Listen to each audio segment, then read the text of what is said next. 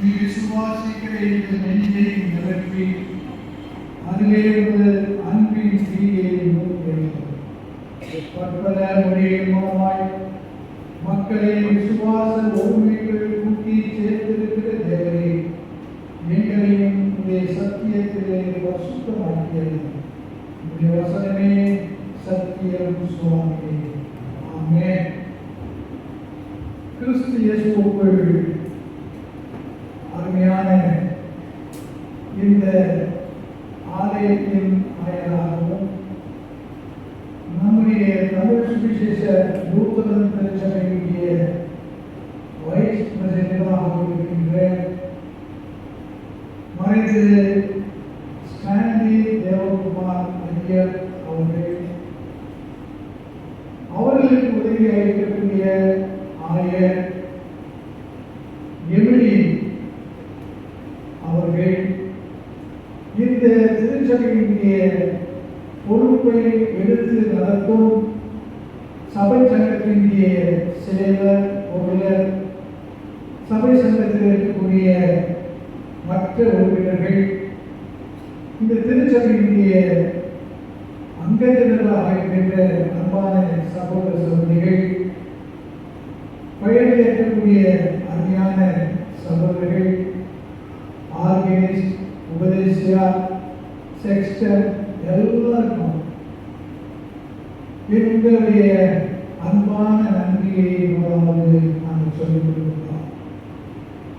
உண்மையாகவே இந்த ஆண்டிலேயும் குருத்தோலை ஞாயிறை நம்முடைய கண்களை காணொலியாக தேவன் செய்த இரக்கத்துக்காக நீங்களும் நான் முதலாவது கர்த்தருக்கு நம்முடைய நன்றிகளையும் துதிகளையும் சொல்லுவோம்.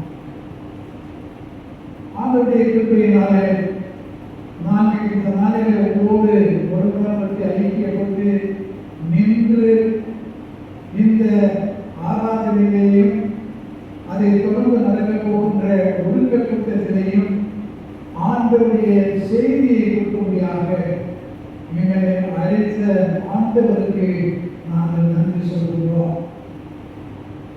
அன்பான சகோதர சகோதரிகளே, இன்றைக்கு குருத்தோலை ஞாயிறு, எல்லாரும் அறிந்த ஒரு ஞாயிறு, பாம் சண்டே என்று ஆங்கிலத்தில் நாம் சொல்கிறோம். இந்த குருத்தோலை ஞாயிறு நம்முடைய நற்செய்தியில 4 நற்செய்தி புத்தகத்திலையும் வந்தது. அப்படி என்றால் இது ஒரு மிகச் சிறப்பான ஒரு நாள். ஆகையினால்தான் 4 நற்செய்தி எழுதின நற்செய்தியாளர்கள் அதை தன்னுடைய நற்செய்தியை எழுதியிருக்கிறார்கள். இப்படிப்பட்ட ஒரு சிறப்பான நாளில நீங்களும் நானும் இந்த ஆலயத்தில் அமர்ந்திருக்கிறோம். ஆண்டவருடைய கிருபையும் இரக்கத்தையும் இந்த நாளுடைய செய்தியையும் அந்த செய்தியோடு கலந்து கொடுக்க போகிற ஆசீர்வாதத்தையும் நாம் நிறைவாக பெற்று அமர்ந்திருக்கிறோம். எத்தனையோ ஞாயிற்றுக்கிழமை வருகிறது. ஆனால் எனக்கு இந்த குருத்தோலை ஞாயிறு ரொம்ப பிடிக்கும், ரொம்ப ரொம்ப பிடிக்கும். அது மட்டுமல்ல, நம்முடைய பாட்டு புத்தகத்தில் ஞான பாட்டு இருக்கிறது, கீர்த்தனை இருக்கிறது, புத்தியல் பாவனை இருக்கிறது, எத்தனையோ பாடல்கள் உண்டு. இருந்தாலும் எனக்கு பிடித்த ஒரு பாடல் இன்றைக்கு நான் பாடி வந்தோமே, ஓசன்னா பாடுவோம் இயேசுவின் தாசரே, தாவீதின் குமாரனுக்கு உன்னதத்தில் ஓசன்னா என்ற இந்த பாட்டு எல்லா பாட்டையும் காட்டணும் எனக்கு ரொம்ப பிடிக்கும். எல்லா ஞாயிற்றுக்கிழமையும் காட்டலாம். குருத்தோலை ஞாயிறு ரொம்ப பிடிக்கும். ஏன்னா இந்த குருத்தோலை ஞாயிற்றிலே தான் ஓசன்னா பாட்டை பாடணும். மற்ற ஞாயிற்றுக்கிழமை பாட மாட்டோம். நான் ஏன் இவ்வளோ சொல்றேன்னு சொன்னா, ஏன் இந்த பாட்டு எனக்கு பிடிக்கும்னு சொல்லிட்டு நான் சொன்னேன்னு சொன்னா, எங்க அப்பா பேரு தாவி. ஒரு பழமொழி சொல்லுவோம், நெல்லுக்கு இறைத்த நீர் புல்லுக்கும் பாயுமா போகும். அப்ப நாங்கள் பாடும்போது ஓசன்னா வசனம்தான் பாருவோம். இயேசுவின் தாசரே, தாவீதின் குமாரனுக்கு.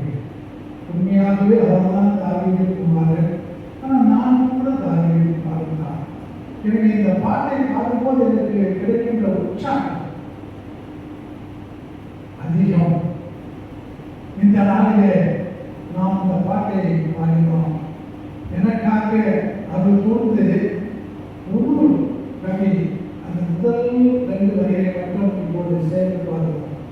ஓசன்னா பாடுவோம் இயேசுவின் தாசரே, தாவீதின் குமாரனுக்கு உன்னதத்தில் ஓசன்னா.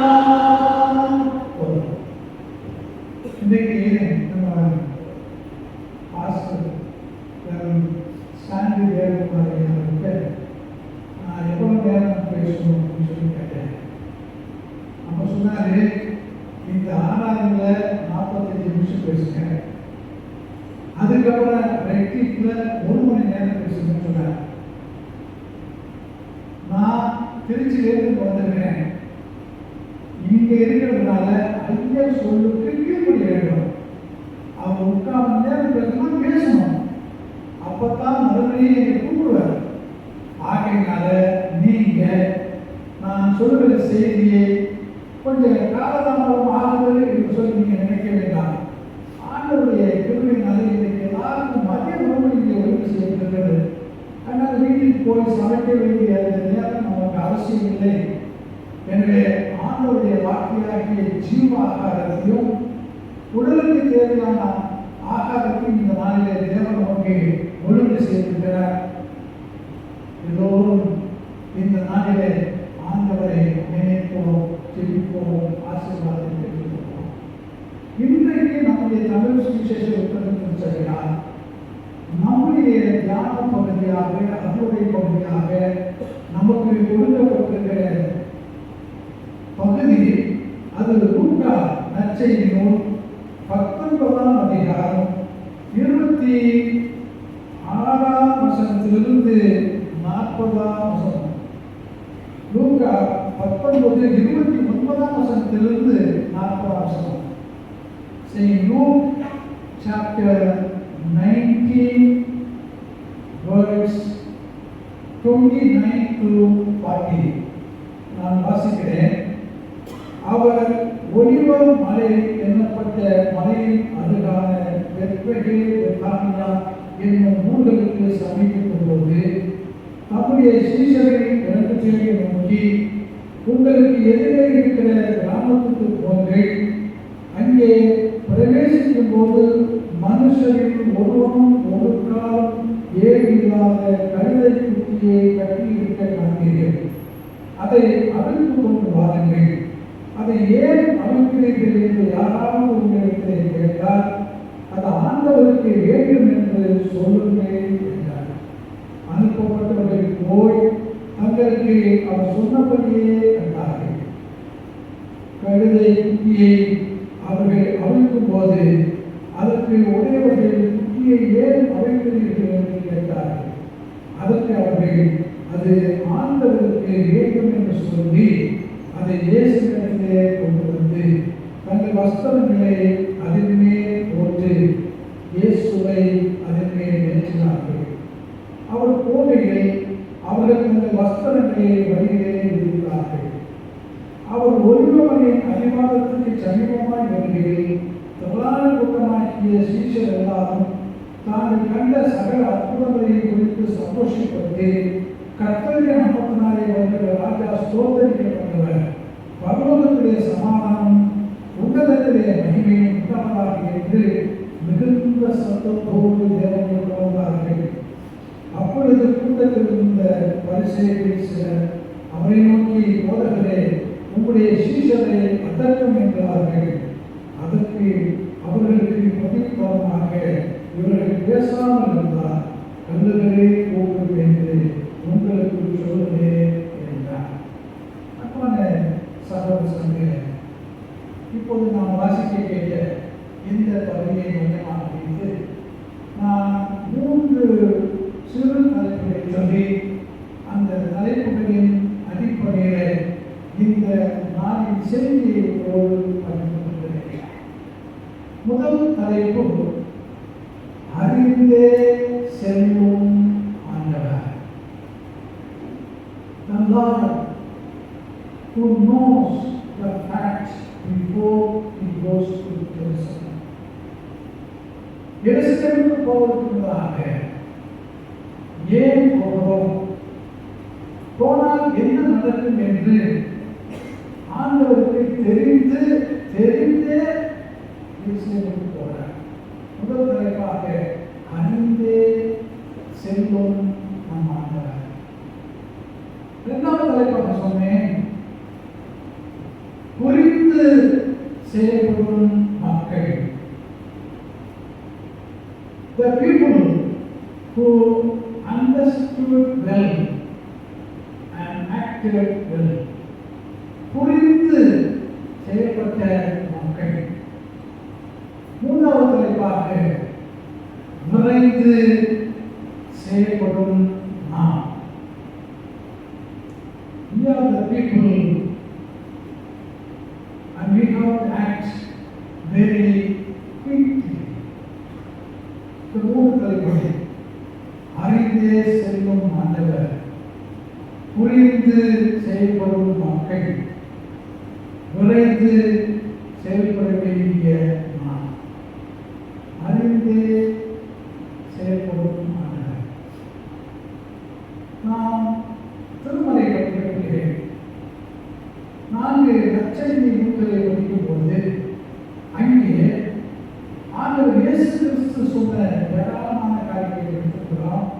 குறிப்பாக தாம் எருசலேமுக்கு போக வேண்டும் என்றும் அங்கே என்ன நடக்க போவது என்பதையும் ஆண்டவர் இயேசு திரும்ப சொல்றார். Very repeatedly Jesus told about his crucifixion. ஒரு நற்செய்தியும் மார்க்க நற்செய்திகளை நாம் கேட்டால் அந்த ஒரு நற்செய்திகளுடைய மட்டும் 3 முறை சொல்றார். மார்க் 8ஆம் அதிகாரம் 31ஆம் வசனம், மார்க் 9ஆம் அதிகாரம் 31ஆம் வசனம், மார்க் 10ஆம் அதிகாரம் 33ஆம் வசனம். 3 வசனங்களிலேயும் நாம் எருசலேமுக்கு போக வேண்டும். அங்கே மனுஷகுமாரன் மனுஷத்திலே கொடுக்கப்பட்டு பிரதான ஆசாரியரும் வேதபாரகரும் அவரை கொண்டு போடுவார்கள். இதை ஆண்டவர் ஏற்கனவே சொல்லியிருக்கிறார். எனவே இப்போது அந்த எருசலேம் பயணத்தை ஆண்டவர் போகுகிறார். எனவே ஆண்டவருக்கு ஏன் எங்கே போகிறோம், என்ன நடக்கப் போகிறது எல்லாம் தெரிந்தே போகிறார். நாம் செய்தித்தாளை படிக்கிறோம், டிவியில் கூட செய்திகளை படிக்கிறோம். யாருக்காவது ஒரு ஆபத்துன்னு சொன்னால் ஓடி ஒளிஞ்சுட்டாங்க. யாருக்காவது ஒரு அரசு வரக்கூடாதுன்னு சொன்னால் ஆள் பார்க்க முடியாது, போலீஸ் தேடுவாங்க. இது இன்றைக்கு நடக்கின்ற ஒரு காரியம். ஆனால் இயேசு கிறிஸ்து தனக்கு பெரிய ஆபத்து வரப்போகிறது, தன்னை உயிருக்கே பெரிய ஆபத்து வரப்போகிறது, தன்னை சித்திரவதை செய்து இந்த வேதபாரகரும் பரிசேயரும் யூத தலைவரும் கொல்ல போகிறார்கள் தெரிந்தே ஆண்டவர் இயேசு அங்கே சென்றார். என்னான சகோதரர்களே, இந்த காலங்களில் நமக்கு கிடைக்கிற மிகப்பெரிய ஆழ்வான தெளிவான செய்தி உங்களுக்காகவும் எனக்காகவும் தனக்கு எது வந்தாலும் பரவாயில்லை, தன்னுடைய ஜீவனை போனாலும் பரவாயில்லை, என் மக்களை பாவத்திலிருந்து மீட்பதற்காக, என் மக்களுக்கு மீட்பை கொடுப்பதற்காக, என் மக்களுக்கு பாவ மீட்பை வழங்குவதற்காக நான் எருசலேமுக்கு சென்றேன். இந்த உயர்ந்த நோக்கத்தோடு செல்கிறார். தனக்கு வருகிற ஆபத்தை பற்றி அவர் யோசிக்கவில்லை, நமக்கு கிடைக்கிற நன்மைகளை நினைக்கின்றார். அன்பான சகோதர சகோதரி, நம்ம ஆண்டவர் அருமையான பாருங்க. இப்படிப்பட்ட ஒரு ஆண்டவரை நாம் பார்த்ததில்லை, கேட்டதில்லை. இந்த வேர்ல்டு ரிலிஜன்ஸ், உலக சமயங்கள் என்று சொல்லி நம்முடைய பைபிள் மாதிரி 2 மடங்குக்கு பெரிய புத்தகம் வைத்திருக்கிறேன். அதை நேரம் இருக்கும்போது தான் நான் திருப்பி பார்ப்பேன். அந்த குருத்துவை அழைக்கும் நம்முடைய ஆண்டவரை போல உலக மக்களுடைய நன்மைக்காக, உலக மக்களுக்கு பாவங்களை கொடுப்பதற்காக, உலக மக்களுடைய நல்வாழ்வுக்காக உயிரை கொடுக்கக்கூடிய ஆண்டவர் இருக்கிறாரா? வேறு எந்த சமயத்திலாவது இருக்கிறாரா? சர்வதேசத்திலே நீங்கள் நானும் கொடுத்து வைத்தவர்கள் ஏனென்றால் நம்முடைய ஆண்டவர் தான் நமக்காக ஜீவனை கொடுக்க ஆயத்தமாக இருக்கிறார், நமக்காக ரத்தம் சிந்த ஆயத்தமாக இருக்கிறார். எனவே அருமையான சகோதரர்களே, இந்த காலையிலே நீங்கள் நானும் ஆண்டவரை அதிகமாக நினைப்போம், ஆண்டவருக்கு நன்றி சொல்லுவோம்.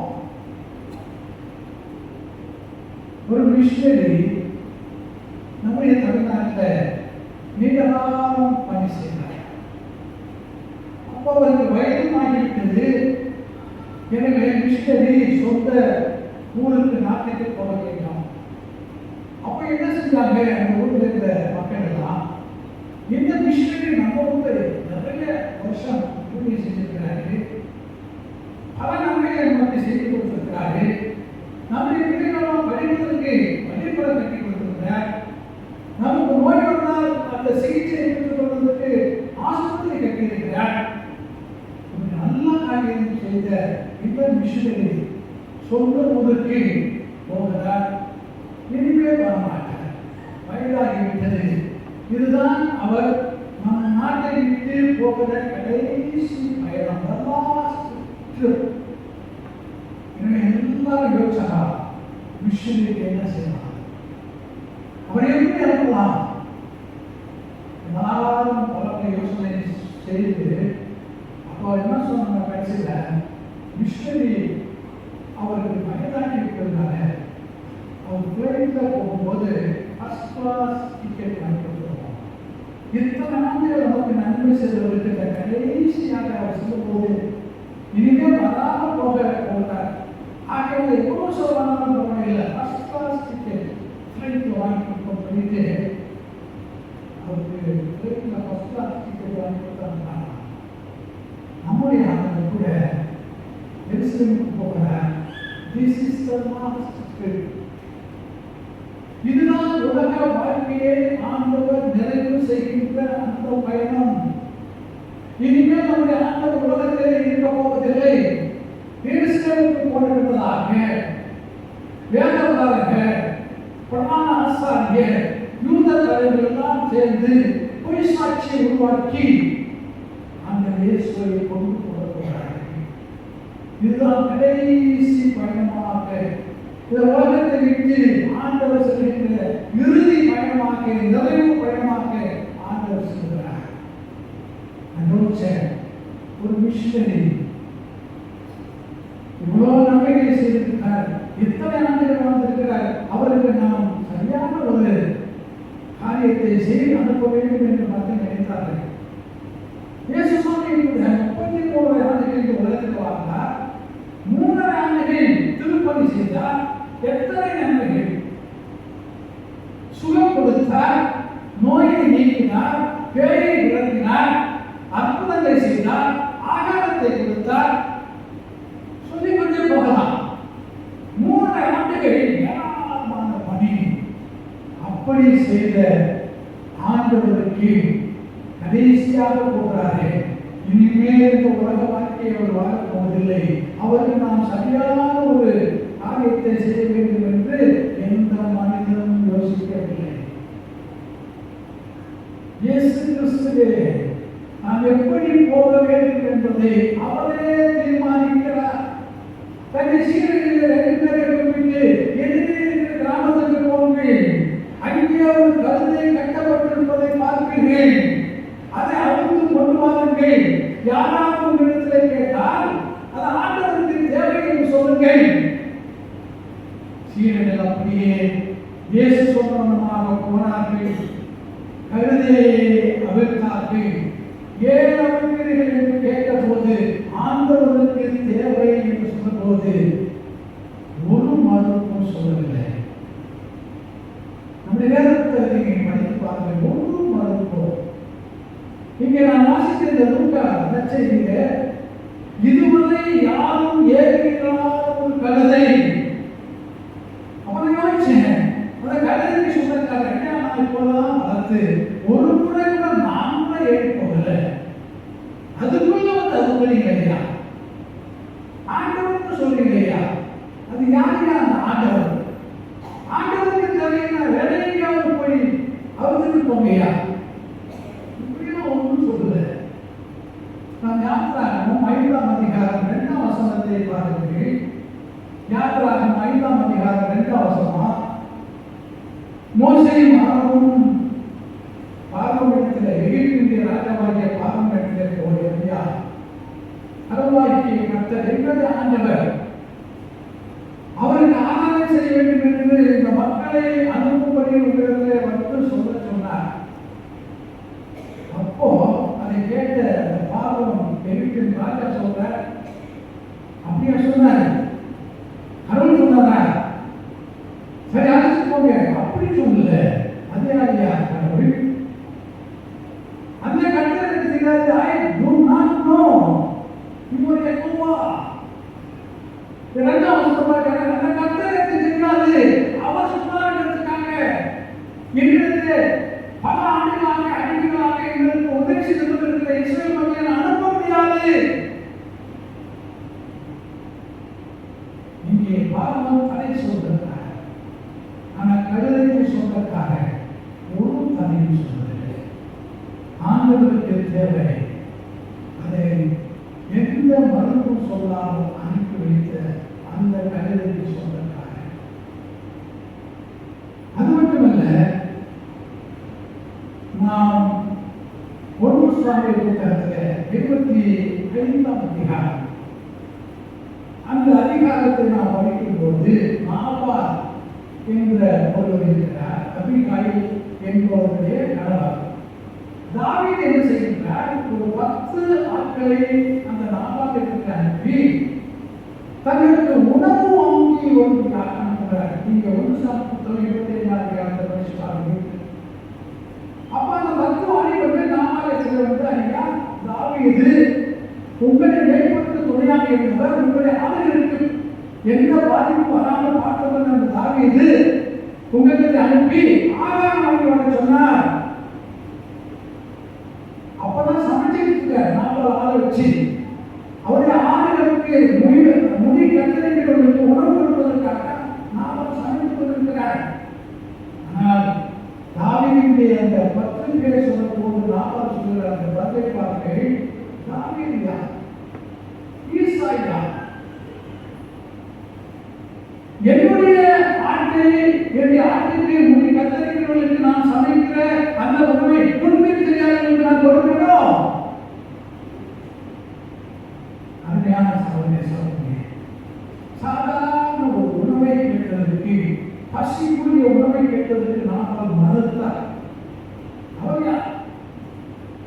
ஆனால் இங்கே கழுதைக்கு சொந்தக்காரர் அதை கொடுத்தார். அது மட்டுமல்ல, ஆண்டவர் இந்த பயணத்தை ஒரு நல்ல மாநிலத்தை சென்றிருக்கிறார். ஆண்டவர் எல்லாம் செய்ய ஒரு சாதாரண தண்ணீரையே திராட்சரசமாக மாற்றினார். 5 அப்பங்களை 5000 பேருக்கு மேலானவர்கள் சாப்பிடக்கூடிய அப்படிப்பட்ட அற்புதத்தை செய்த ஆண்டவர் அவரால் என்ன ஒரு அற்புதத்தை செய்து தனக்கு சாதகமான வசதியான ஒரு வாகனத்தை உருவாக்கி அதில் அவர் சென்றிருக்கலாம். ஆனால் கடிதத்தில் நாம் ஒரு கிராமத்திற்கு ஆராதனை நடத்துவதற்காக மாஸ்டர் போயிருந்தேன். திடீர்னு பார்த்தா பெரிய கலவரம். ஆராதனை போய் நடத்திக்கிட்டு அந்த பெரிய கலவரம். அப்போ போய் என்னன்னு கேட்டா, ஒரு வயதானவர் ஒரு பிள்ளைய ஒரு பொண்ணு பிள்ளைய பார்த்து சி கழுத அப்படின்ட்டார். அவர் சொன்னது ஒரே ஒரு வார்த்தை, சி கழுத. எல்லாம் எப்படி கழுதுன்னு சொல்லலாம்? என் மகளை நீ எப்படி கழுதன்னு சொல்லலாம்? என் மகனுக்கு நான் எஸ்தர் பேர் வச்சிருக்கேன், நீ கழுதன்னு சொல்றீங்க. எப்படி எங்க அக்காவை நீ கழுதன்னு சொல்லலாம்? எப்படி எங்க அண்ணன் மகளை நீ கழுதன்னு சொல்லலாம்? கோயிலுக்கு வந்து அதை சொந்தக்காரங்க பூரா சுத்திட்டாங்க. கழுதை கழுதை விட மாட்டேன். இந்த கூட நான் இப்போ யாரையாவது பார்த்து கழுதன்னு சொல்லிட்டு வச்சுக்கிறேன், நான் திருச்சிக்கே போக முடியாது. ஆபத்தான வார்த்தை. ஆனால் அருமையான சகோதர சகோதரியே, நீங்களும் நானும் எதிர்க்கின்ற உங்களுக்கும் எனக்கு பிடிக்காத ஒரு வார்த்தை, ஒரு வாகனம், அதை தன்னுடைய வாகனமாக இயேசுவே தெரிவித்தார். வேறு யாரும் கழுதையை வாகனமாக இயேசுவுக்கு கொண்டு வந்து கொடுக்கவில்லை. இயேசுவே சொன்னார், நீங்கள் போங்கள், அதற்கு வாருங்கள். அருமையான சகோதர சகோதரி, நமக்காக போகிறார். நமக்கு என்ன நடக்க போவது என்று தெரிந்து போகிறார். அது எப்படி போகிறார்? தாழ்மையோடு போகிறார். இன்றைக்கு ஆண்டவரை பார்க்கிற நீங்களும் நான் கூட நம்முடைய வாழ்க்கையை தாழ்மையை ஏற்றுக்கொள்ள வேண்டும், கற்றுக்கொள்ள வேண்டும். பிலிப்பியர் 2 அதிகாரம் 8 வசனத்தை நாம் பார்ப்போம் என்றால், அங்கே பரிசுத்த பவுல் சொல்கிறார், சிலுவை மரண பரியந்தம் இயேசு தம்மை தாழ்த்தினார். அவருடைய வாழ்க்கையெல்லாம் தாழ்மை. நம்ம எல்லாருக்கும் தெரியும், ஆண்டவர் இயேசு கிறிஸ்துவினுடைய பிறப்பு ஒரு தாழ்மையான ஒரு இடம். இங்க அமர்ந்திருக்கிற எல்லாருக்கும் பிரசவம் நடக்கிறது, நடந்திருக்கிறது, என்ன நடக்க போகிறது? யாராவது ஒருவர், ஐயா என் ஆண்டவர் மாட்டுக்கொட்டிகளிலே பிறந்ததை போல என் மனைவிக்கு பிரசவ நேரம் வரும்போது மாட்டுக்கொட்டிகளை வைத்து நான் பிரசவம் பார்க்க போகிறேன். என் மகனுக்கு பிரசவம் வரும்போது நான் என் ஆண்டவருக்கு நடந்ததை போல மாட்டுக்கொட்டிகளை வைத்து பிரசவம் பார்க்க போகிறேன். நினைப்போமா? சொல்லுவோமா? செய்வோமா? தனக்குடைய தாய்மை. அதே போன்று ஆண்டவர் வார்த்தைகள் எல்லாம் நீங்க பாருங்க, பயிர் பண்ணும்போது ஆண்டவர் பேசுகிற அந்த வார்த்தை எவ்வளவு தாழ்மையான வார்த்தை. மற்ற 8ஆம் அதிகாரம் 20ஆம் வசனத்தை பாருங்க. ஆண்டவர் சொல்றாரு, ஆகாயத்தில் பறவைகளுக்கு கூடுதல் உண்டு, எலிகளுக்கு வலைகள் உண்டு, மனுஷகுமாரனுக்கோ தலைசாய் இருக்கிறது. அன்பான சகோதரி சகோதரி, இயேசுவின் வாழ்க்கை தாழ்மையான ஒரு வாழ்க்கை. லூக்கா நற்செய்தியிலே அல்லது யோவான் 13ஆம் அதிகாரத்தை நாம் பார்ப்போம்னா, அந்த யோவான் 13ஆம் அதிகாரத்தை ஆண்டவர் செய்கிற தாழ்மையான செயல் யாரும் செய்ய மாட்டாங்க.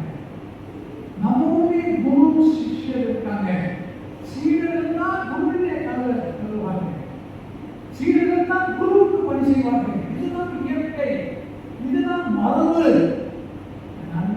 சகோதர சகோதரி, ஆண்டவர் இயேசு கிறிஸ்து ஒரு பாத்திரத்திலே தண்ணீரை எடுத்து நான் கட்டியிருந்த அந்த புண்ணினாலே சீடர்களுடைய கால்களை எல்லாம் கழித்தார். எத்தனை தாழ்மை, எத்தனை தாழ்மை! ஆண்டவரே சகோதரி சகோதரி, குருத்தோலை ஞாயிறு வழிபாட்டிலே பங்கு பெறுவது நல்லதுதான். ஆனால் இந்த குருத்தோலை ஆண்டவர், இந்த குருத்தோலைக்கு சொந்தக்காரரான ஆண்டவர் இன்றைக்கு வாழ்ந்த வாழ்க்கையை நமக்கு கற்றுக் கொடுக்கின்ற பாடத்தை நீங்களும் நாம் ஏற்றுக்கொள்ள வேண்டும். ஆண்டவர் செய்தது போல யோவான் 13ஆம் அதிகாரம் 15ஆம் வசனத்தை பாருங்கள்.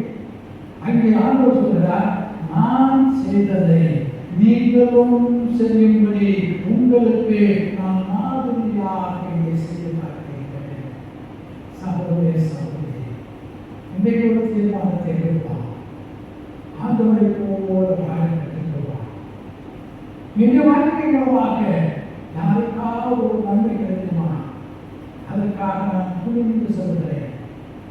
எளிய வாழ்க்கையில தாழ்மையை ஆண்டவரை போல ஏற்று இனிமேல் இந்த குருத்தோலை நாயகிலே நான் பங்கு பெற்று இந்த வெற்றியிலே நான் பங்கு பெற்றதாக என்னுடைய பேச்சிலே, என்னுடைய நடக்கையிலே, என்னுடைய பார்வையிலே எல்லாவற்றிலேயும் தாழ்மையை நான் காட்டப் போகிறேன்.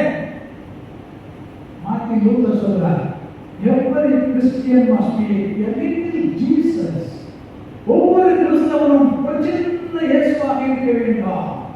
அன்பு நிறைந்த அருமையான சகோதர சகோதரிகளே, இயேசுவை போல வாயை பெற்றுக்கொள்ளலாம், இயேசுவை போல தாழ்மையை தரித்துக் கொள்ளலாம். யாக்கோபு நிருபம் 4ஆம் அதிகாரம் 6ஆம் வசனத்தையும் 10ஆம் வசனத்தை 2 வசனத்தையும் பாருங்கள். யாக்கோபு 4ஆம் அதிகாரம் 6ஆம் 10ஆம் வசனத்தில் அங்கே யாக்கோபு சொல்கிறார், தாழ்மை உள்ளவரை அடுத்த நேசிக்கிறார், அவருக்கு கிருபை அளிக்கிறார், பெருமை உள்ளவர்களுக்கோ கர்த்தர் விதித்து இருக்கிறார். நீங்கள் நானும் தாழ்மையுள்ள பிள்ளைகளாக வேண்டும் என்றார் நிச்சயமாக கர்த்தருடைய கிருபையை பெற்றுக் கொள்வோம். அந்த இயேசு கிறிஸ்து லூக்கா 14ஆம் அதிகாரம் 11ஆம் வசனத்தை பாருங்கள். லூக்கா 14:14 அந்த இயேசு சொல்கிறார், தன்னைத்தான் தாழ்த்துகிறவன் உயர்த்தப்படுவான், தன்னைத்தான் உயர்த்துகிறவன் தாழ்த்தப்படுவான். ஆண்டவர் இயேசு சொல்லுகிறது மட்டுமல்ல, செய்கிறார். என்னாலுமையான சமூக சொல்வது எல்லாம் தெரிந்து இயேசுவை ஒப்புக்கொள்கிறார். நான் அடுத்த தலைப்பாக சொன்னேன், புரிந்து செயல்பட்ட மக்கள். ஆண்டவர் பேசுகிறார்.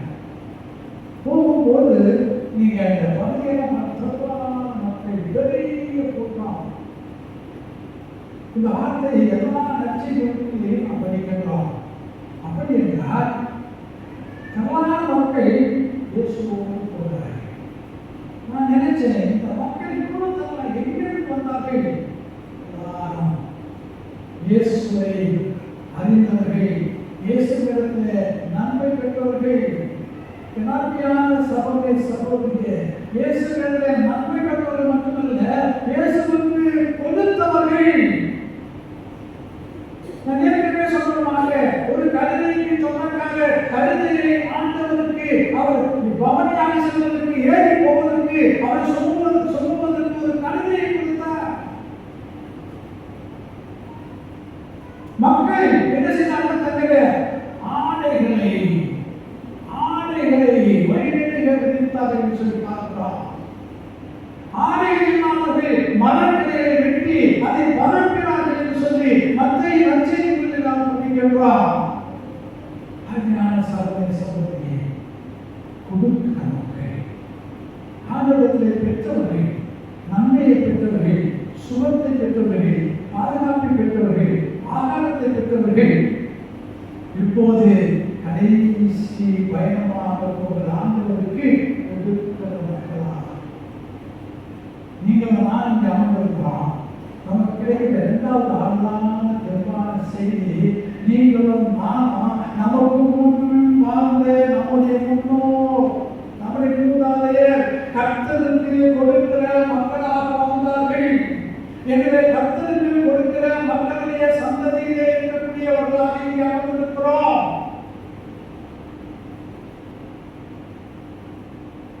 கழுதையை கொடுத்தார், ஆடைகள் விதித்தார்கள்.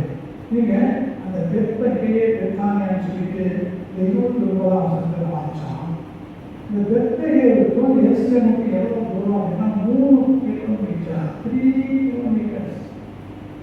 நான் இஸ்ரேலில் இருந்தப்போ ஒரு சமயத்தில் இந்த புதுக்கோயிலை ஆகிய பவனிகளை நான் கண்டுபிடித்தேன். வெப்பையிலிருந்து எருசலேம் வரைக்குமாக 3 கிலோமீட்டர் நான் வந்து சேர்த்தேன். அருமையான சகோதரி சகோதரி, அந்த மக்களுக்கு இந்த ஆபத்தை பாருங்க. நமக்கு நன்மை செய்தவருக்கு ஏதாவது செய்ய வேண்டும். அவரை மக்களை காணும்படியாக அவருக்கு நல்ல சிறப்பை நாம் செய்ய வேண்டும்.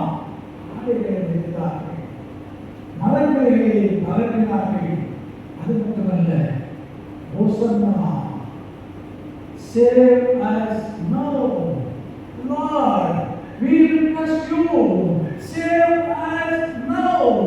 இப்போது எங்களை ரட்சியும் என்று சொன்னார்கள் என்று ஆரவாரம் செய்தார். உரத்த சத்தத்தோடு உலகுக்கு அவர் சொன்னார்கள். நீங்க மத்திய 27ஆம் அதிகாரம் 10ஆம் வசனத்தை பாருங்க. அதை கேட்ட மக்கள் எல்லாம் ஆச்சரியப்பட்டார்கள். இவர் யார்? மோசமா சொன்னாங்க, அமைதியாக ஆராதனை சொன்னாங்க. இவர் யார்? இன்னைக்கு காலையில நாம கூட போயிருந்தோம், நாம கூட பார்க்கணும். நம்முடைய பகுதி எப்படி இருந்தது? எத்தனை கிலோமீட்டர் நடந்தோம்? சகோதரி சகோதரி 3 கிலோமீட்டர் அந்த பாதையை நடந்தேன். இப்போ நாம வந்த பாதை நல்ல அருமையான பாதையோடு அங்கே வெப்பகையிலிருந்து எரிசலுக்கு போது முள் பாதை, ஒற்றை பாதை 3 கிலோமீட்டர் கடுமையான வெயில். அதையெல்லாம் மக்கள் நினைக்கவில்லை.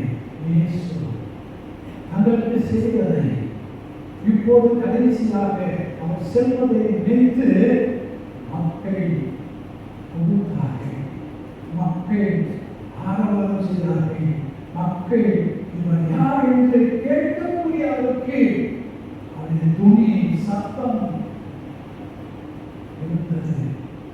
சபமே சபமே இன்னும் சொல்லப்போனார்.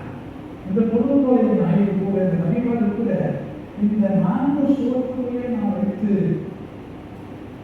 இதோடு முடிப்பதை காட்டுவோம். இந்த புதுக்கோலை பவனியை 4 நற்செய்தியை நாம் படிக்கின்றோம். என்ன நற்செய்தியாகவும் அந்த பவனி ஒரு ஆலயத்துக்குள்ளாக 4 சுவற்றுக்குள்ளாக நடந்தது என்று எழுதவில்லை. வெளியிலே வீதியிலே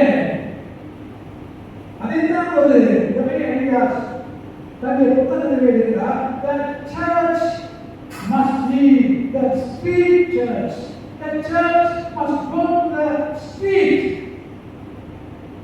ஆலயம், ஆலயத்தில் இருக்கக்கூடிய காரியம் இந்த ஆலயத்துக்குள்ள அல்ல, நான் சூழலுக்குள்ள அல்ல, வீதிகளுக்கு போக வேண்டாம். இவர் யார்? இயேசு என்றால் என்னவில்லை என்று கேட்போர் எத்தனை பேர்? இன்னும் இயேசுவை அறியாத மக்கள் அங்கே இருக்கிறார்கள். இன்றைக்கு கிடைக்கிற பெரிய வாய்ப்பு திருச்சபை மக்களாக சாலையிலே வீதியிலே நின்று சென்று அத்தனை ஆரவாரம் செய்யும்போது ஆண்டவர் பெரிய சாட்சியம் இருப்பார். அருமையான சகோதர சகோதரி, ஆண்டவர் இன்னும் நிறைய செய்ய வேண்டும். நமக்கு யார் ஆண்டவருக்கு நாம் பெற்றுக் கொள்ளவில்லை. ஆண்டவரின் ஜெபத்துக்கு விடை கொடுக்கவில்லை. ஆண்டவரின் குடும்பத்தை ஒரு நன்மை செய்யவில்லை சொல்லவே இல்லை. எல்லாரும் செய்திருக்கிறார். எல்லாரும் நன்மைகளை பெற்றிருக்கிறோம். எல்லாரும் ஆசீர்வாதத்தை பெற்றிருக்கிறோம். எல்லாரும் ஜெபத்துக்கு விடை கிடைத்திருக்கிறது. அப்படி என்றார் நீங்களும் அன்றைக்கு வெப்பையிலிருந்து எஸ்ரேலுக்கு சென்ற அந்த கூட்டத்தாரை போல உணர்த்த சத்தமாய் உற்சாகமாய் ஊரறிய நம்மை ரட்சிக்கிற ஒரு ஆண்டவர் இவர்தான் என்று ஊர் மக்களுக்கு சொல்லத்தக்கதாக நம்முடைய ஊர்வலம் அமைந்திருக்கிறார். அந்த ஆண்டவர் நிச்சயமாய் சந்தோஷப்படுவார். என் மகளுக்கு மகளுக்கு நான் நன்மை செய்கிறேன். என் மகளுடைய ஜெபத்தை நான் கேட்டேன். அவர் எனக்காக எத்தனையால் அவர்களோடு உரத்த சத்தமாய் ஊர் மக்களுக்கு சொல்கிறார் சொல்லி அதை பார்த்தவர் கேட்பவர் சந்தோஷப்படுவார். இன்னும் நல்ல ஆசீர்வாதங்களை ஆண்டவர் நமக்கு கொடுப்பார். எனவே புரிந்து வாழ்ந்த மக்கள், புரிந்து கொடுத்த மக்கள், அப்படிப்பட்ட மக்களாக நீங்களும் நான் பெற்றுக்கொண்ட நன்மைக்கு சரியாக நாம் ஆண்டவரை துதிப்போம், போற்றுவோம். அது மக்களுக்கு அடுத்தவருக்கு சொல்லத்தக்கதாக அப்படிப்பட்ட ஒரு நேரத்தை நாம் கண்டுபிடிப்போம். மூன்றாவதாக நான் சொன்னேன்,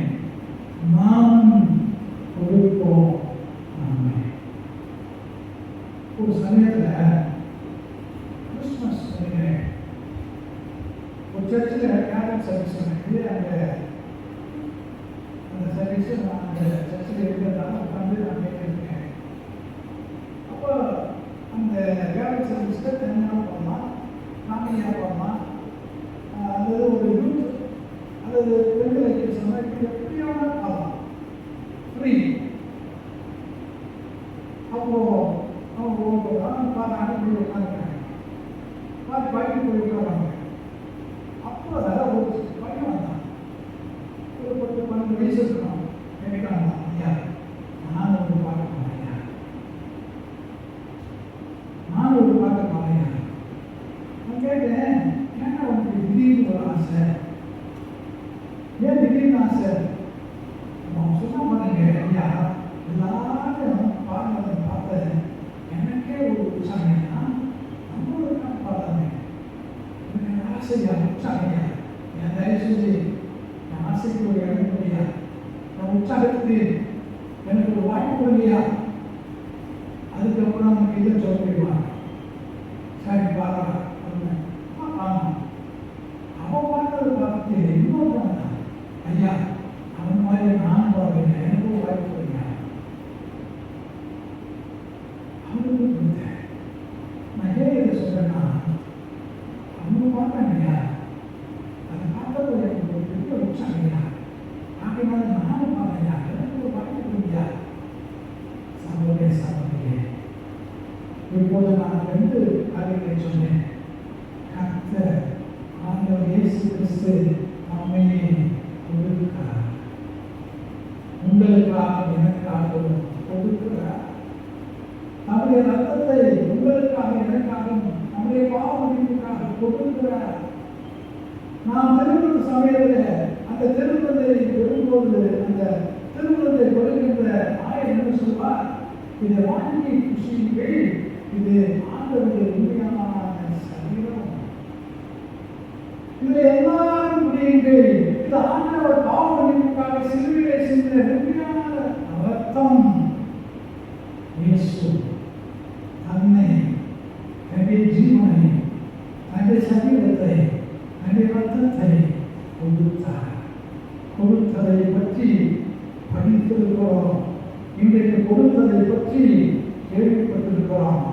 அது மட்டுமல்ல, இருந்து செல்கின்ற வெளியே மக்கள் சும்மா நடந்து போகவில்லை.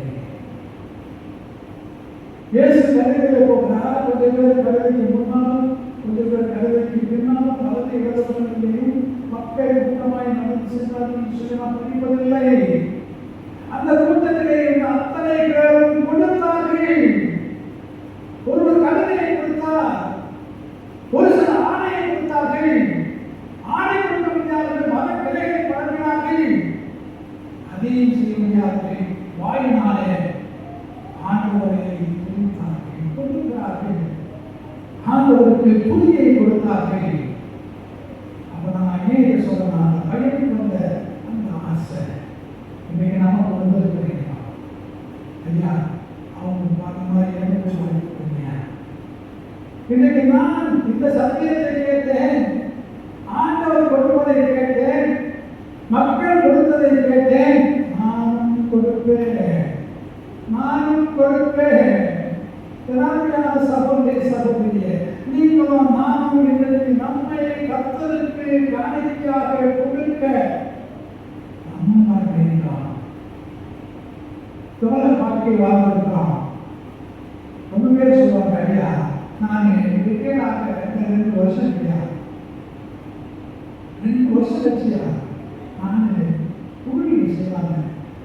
நீங்க சுவிசேஷ ஊழியத்துக்குலாம் போகும்போது அவங்க வரலாம் யோசிச்சியா? 2 வருஷம் கழிச்சு நான் சொன்னேன், 2 வருஷம் நீங்க ஜீவனோடு இருக்கீங்க.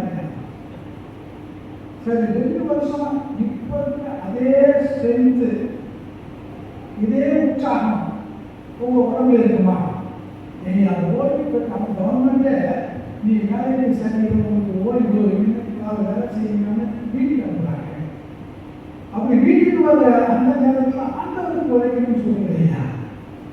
நான் சொன்னேன், ஐயா நீங்க ஆண்டவருக்கு உண்மையாக ஊழியம் செய்யணும்னு சொன்னா உங்க பணிக்கு ஊதியம் போதும், உங்க ஊதியத்தால் உங்க குடும்பத்தை நடத்துனது போதும், உங்க பிள்ளைகளை வளர்த்தது போதும். இப்ப நான் உங்களுக்கு சொல்றேன், உங்களுடைய குடும்பத்துக்காக வாழ்ந்த அந்த வாழ்க்கை, உங்களுடைய பிள்ளைகளுக்காக வாழ்ந்த அந்த வாழ்க்கை எல்லாம் போதும்.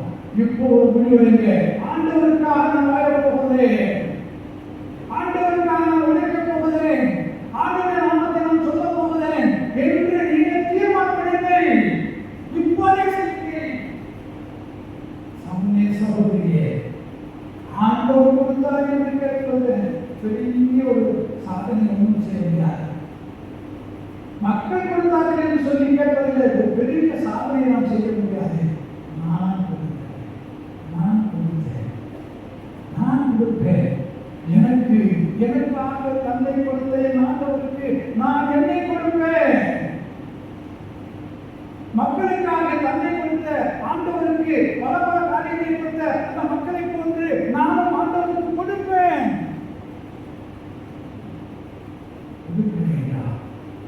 விற்கிறார்கள் கொடுப்பேன். அது அவ்வளவு சரியா இருக்காது. சகோதரே சகோதரியே, குடும்பத்துக்காக நாம் வாழலாம் சரி, பிள்ளைகளுக்காக நாம் வாழலாம் சரி, மனைவிக்காக வாழலாம் சரி, கணவனுக்காக வாழலாம் சரி, கர்த்தருக்காக வாழ வேண்டாம். கர்த்தர் இந்த ஜீவ சுவாசத்தை கொடுத்து ஜீவனுள்ள ஒரு ஆத்மாவாக நடக்க, பேச, உழைக்க, செயல்படக்கூடிய அருமையான ஆசீர்வாதத்தோடு நம்ம வைத்திருக்கிற அந்த ஆண்டவனுக்கு நம்ம கொடுக்க வேண்டியதா. ஒரு சம்பவத்தை மட்டும் நான் சொல்றேன். மத்திய 9ஆம் அதிகாரம் 9ஆம் வசனம், மத்திய 9ஆம் அதிகாரம் 9ஆம் வசனம். அந்த இயேசு கிறிஸ்து அந்த வழியாக போகிறார். அந்த வழியாக போகும்போது ஒரு டாக்ஸ் கலெக்டிங் ஆஃபீஸ், ஆயத்துறை, அந்த காலத்துலாம் டாக்ஸ் வாங்குறதுக்கு ஒரு ஆஃபீஸ் வச்சிருப்பாங்க. அந்த மாதிரி ஒரு ஆஃபீஸ் இருக்கு. அந்த டாக்ஸ் இப்போ நம்ம என்ன செய்யறோம், காசா கட்டுறோம். இப்போ ஜிபே, கூகுள் பே அதிலே கட்டி விட்டுருவோம், காசு கூட கட்டுறது இல்லை. ஆனால் அப்போ அப்படிங்க 2000 ஆண்டுகளுக்கு முன்னதாக வரிக்கு என்ன செய்வாங்க, காசு இருந்தால் காசு கொடுப்பாங்க, இல்லை அந்த காசுக்கு சமமான தங்கம், வெள்ளி, பாத்திரங்கள் இப்படி கொடுப்பாங்க வரியாக. அப்படிப்பட்ட ஒரு ஆபீஸ்ல மத்தேயு என்ற ஒருவர் நடக்கிறார். அந்த போராடி சாமி பார்க்கிறேன், பெரிய ஆபீஸ்.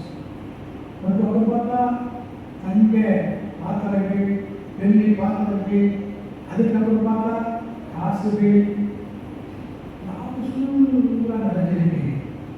யோசிச்சேன், போறாரு அந்த தேசத்துக்கு ஊழியம் செய்யறாரு. மத்தியும் நான் ஊழியம் செய்யறேன், உனக்கு கூட தெரிஞ்சிருக்கும் நான் நம்புறேன். என் ஊழியத்தை சப்போர்ட் பண்ற மாதிரி கொஞ்சம் இந்த தங்க பாத்திரத்தை மணிங்களா, கொஞ்சம் வெள்ளி பாத்திரம் தனிங்களா, ஊழியத்தை நான் செய்வதற்கு எனக்கு உதவியா. மத்திய 9:9 நீங்கள் பாருங்க அப்படின்னு நான் கேட்கிறேன். காசா புரியும் அக்கத்துக்கு தங்கத்தை கேட்கவில்லை, வெள்ளியை கேட்கவில்லை, உண்மையை கேட்கின்றாரே. இங்க கேட்கிறாருன்னா மத்தியும்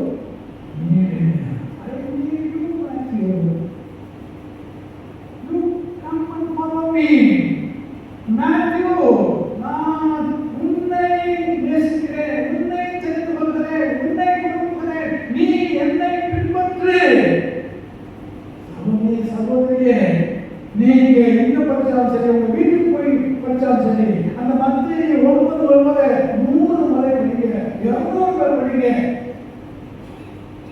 சாமி என்ன சாமி வந்தீங்க, திடீர்னு கூப்பிடுறீங்க சாமி, பரவாயில்ல, நான் ஜாப்ல இருக்கேன், எனக்கு மாச சம்பளம் இன்கிரிமெண்ட், இதை வச்சுதான் என் குடும்பத்தை நான் காப்பாற்றிட்டு இருக்கேன். இது எல்லாத்தையும் வச்சு உங்களுக்கு பண்ண வர சொல்றீங்க, எங்க வர சொல்றீங்க, என்ன செய்யணும்?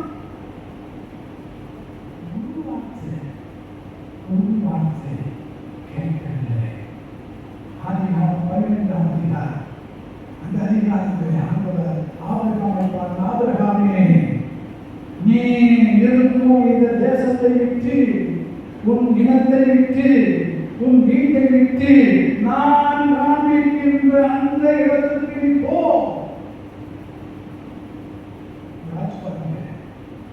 எபிரேயர் 11ஆம் அதிகாரம் 8ஆம் வசனத்தை நீங்க பாருங்க. அங்க என்ன படிக்கிறோம்? ஆபிரகாம் தான் எந்த இடத்துக்கு போகிறோம் என்பதை அறியாமலே போனான். ஐயா ஆண்டவரே, நான் இந்த ஊரில் எத்தனை வருஷமா இருக்கிறேன், எத்தனை வருஷம் நிலமாக்கி போட்டிருக்கேன், இங்கதான் வீடு கட்டலாம் இருக்கிறேன், இங்கதான் வாழைத்தோட்டம் வைக்கலாம் இருக்கிறேன், இதெல்லாம் யோசிச்சுட்டு இருக்கேன், இதை விட்டுட்டு எங்கேயோ சொல்றீங்க, எங்கய்யா என்ன செய்யணும்? ஆபிரகாம் கேட்கவில்லை. என்னால சகோதரி சகோதரியே, அப்படி கேட்காத ஆபிரகாமை கர்த்தர் எத்தனையாய் ஆசீர்வதித்தார், எத்தனையாய் ஆசீர்வதித்தார். 13ஆம் அதிகாரத்தை பாருங்க. ஆபிரகாமுக்கு தங்கம், வெள்ளி, பல உயிர் காணிக்கை ஏராளம் இருந்தது. Abraham Seeman. He was a rich person. Abraham ஆண்டவருடைய வார்த்தையை கீழ்ப்படிந்து விட்டதினாலே கெட்டு போகவில்லை. மத்தேயு ஒரு வார்த்தை பேசவில்லை, மறுப்பு சொல்லவில்லை.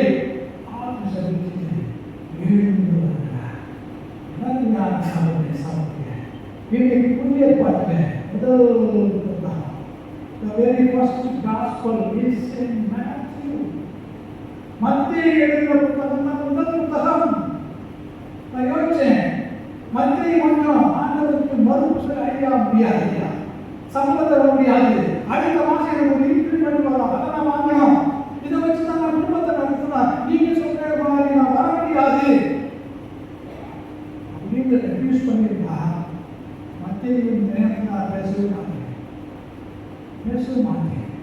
அந்த டாக்ஸ் கலெக்டர் ஆஃபீஸில் டிக்கெட் கட்டி போயிருப்பார், அவருக்கு ஒன்றும் தெரியாது. ஆனால் மத்திய ஆண்டவருக்கு தன்னை கொடுத்திருந்தாரே. என்னாலுமே சகோதரி சகோதரி, பரிசுத்த வேதாகமம் என்று சொல்லப்பட்டிருக்கிற அந்த புத்தகத்தில் ஒரு புத்தகம் மத்தேயுடைய பெயரில் இருக்கிறது.